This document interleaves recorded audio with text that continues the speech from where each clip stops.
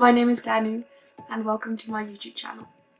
My channel name is Danu Banani and today I'm making another video of my mini-series of colourful keys to happiness. As you may have deduced, today's key is purple and it's the purple key to happiness. The purple key is trust, and more specifically, trusting yourself. Segue to the next bit. Okay. Trusting oneself is hard. It's very hard work. I find it really hard to do, and I'm still working on it. I find it hard to trust my thoughts, my ideas, my instincts, but most of all, I find it hard to trust my emotions. I feel like this is because we are led to believe that feelings aren't quite valid, or aren't as valid as thoughts, or aren't as valid as reason or logic conclusions. But feelings are as valid as anything, and all feelings are valid. That doesn't mean we have to act upon our emotions. It just means that it's okay to feel them. They're there, and they're there for a reason, and there's no point in denying them or repressing them, because that's just gonna make it worse. Like, in the long run, and in the short term, in the long term, and in the short term, and in all terms of the life. I feel like this inherent doubt in ourselves is also partly due to this societal idea that there is a right way to do things. There's a right way to act, there's a right way to be in this world, to live in this society. But I feel like that's just bullshit. Really, there isn't a right way to live, or to be, or to exist. We each have to find our own way in life, what works for us, our way of being, of living. Regardless, I believe a good way to begin is by respecting oneself and everyone around us, and the world around us, the world we live in. I feel like that's a good way to start. This video also has a story that inspired it. This story happened quite recently, like 2 days ago, and yeah, it's what made me think of trusting myself, because I didn't trust myself in this situation, and it made me think how important it is to trust oneself.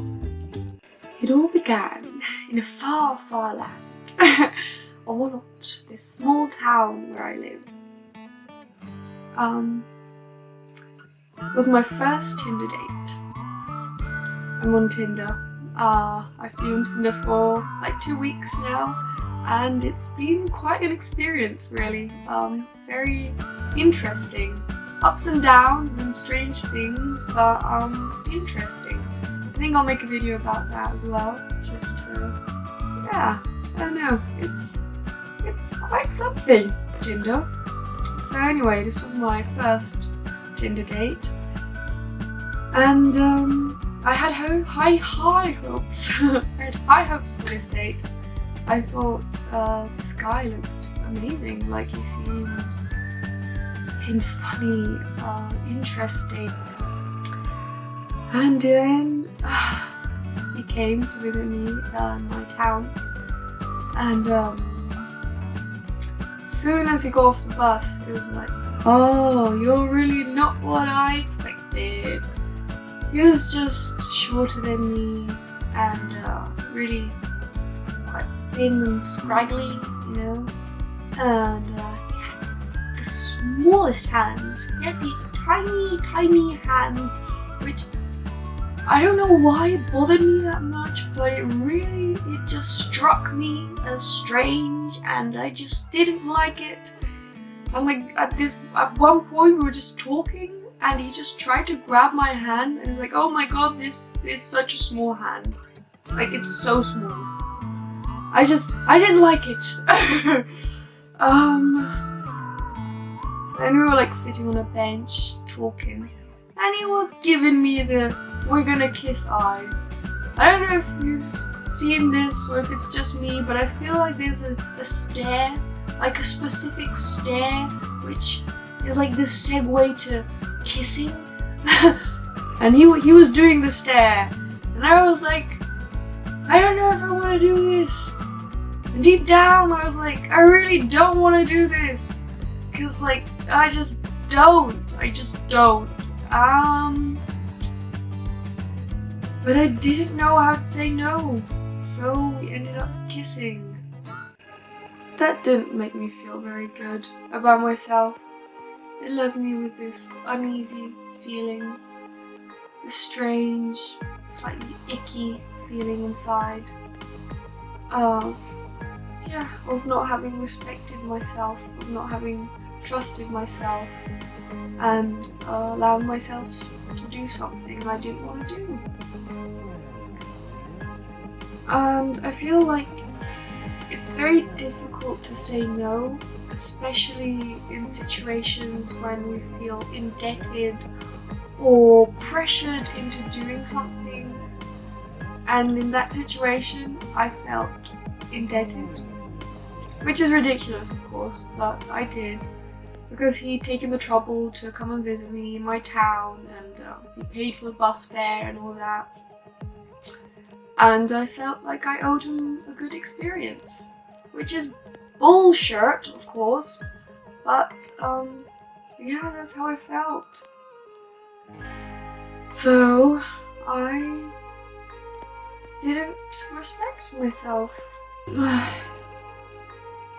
By saying no, we put down limits to ensure our own safety, our own well-being. And that is really important. But it's also very important to have in mind that these limits can either be set from a place of respect. So you're trying to respect yourself, so you're putting down this limit saying, no, this is not okay with me.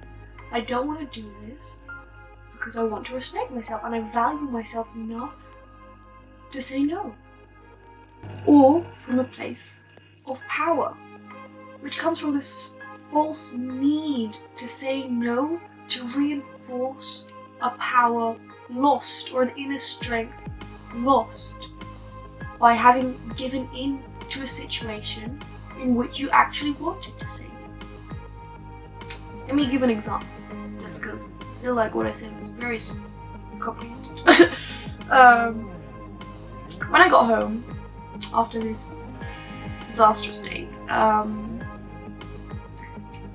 had a little row with my mum, nothing out of the ordinary, and afterwards my mum wanted to have a makeup hug, and I said no. Not because I don't want to hug, because I love hugs, and I love my mummy hugs most of all. I love hugs for people I love, it's like the most comforting thing in the world. But I said no from this false sense of power, because I had lost my power in allowing something to happen that I didn't want to happen, aka snogging this dude, getting slobbered by this dude. So I thought that if I said no in this circumstance, in which I actually wanted to say yes, I would recover my lost inner strength. But that's not true, because I didn't. Because by saying no when I wanted to say yes, I was disrespecting my will again. Respecting oneself doesn't mean saying no. That doesn't mean you're respecting yourself. It's saying no in the right situation and saying yes when you want to say yes. That is the true sense of trusting yourself and respecting yourself. So,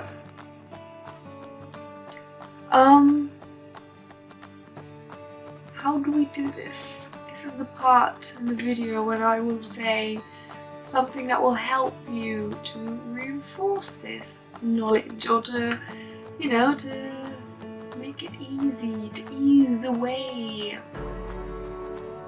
But I'm afraid that the only thing that comes to mind is practice.